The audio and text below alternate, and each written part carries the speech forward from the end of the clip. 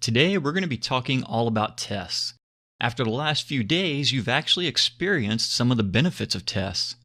I wrote a test that checked for a specific behavior in our smart contract and it failed, and then you wrote the code and you knew that it delivered the expected results when the test passed. Now imagine that on a larger scale.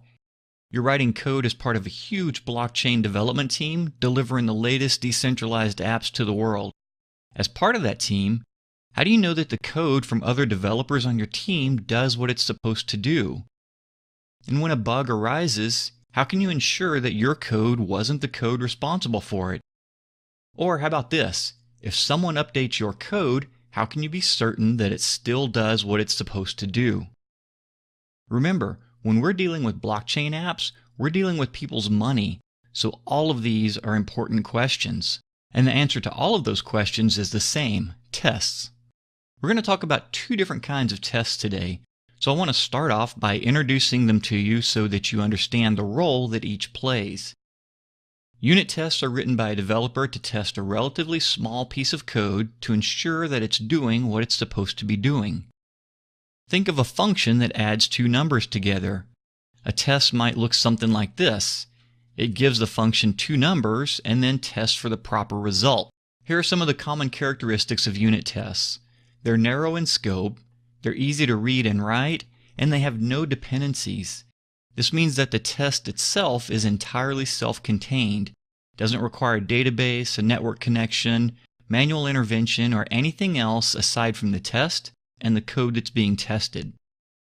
In Solidity, we don't really have true unit tests because even the basic tests require Ganache or a local blockchain network to function. Even with that being true, we still write tests in this manner to ensure proper operation of our code. Let's take a look at one of the unit tests I've already written to give you a better idea of what a real functioning test looks like. On the left, we have our determine winner function that you've been working with over the last couple days. On the right is the test for it. We use the function keyword, give our test a name starting with the lowercase test word, and then inside we declare a variable called expected, which is what we expect this function to produce when it works properly. And then we have another variable called result that's the actual result from the function.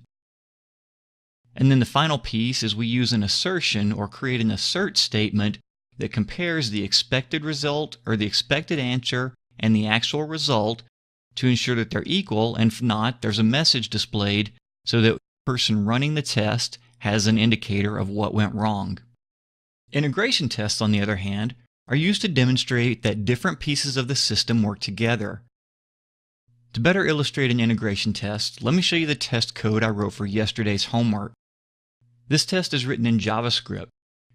We first call the win or lose function, simulating a call from our React app with the required parameters.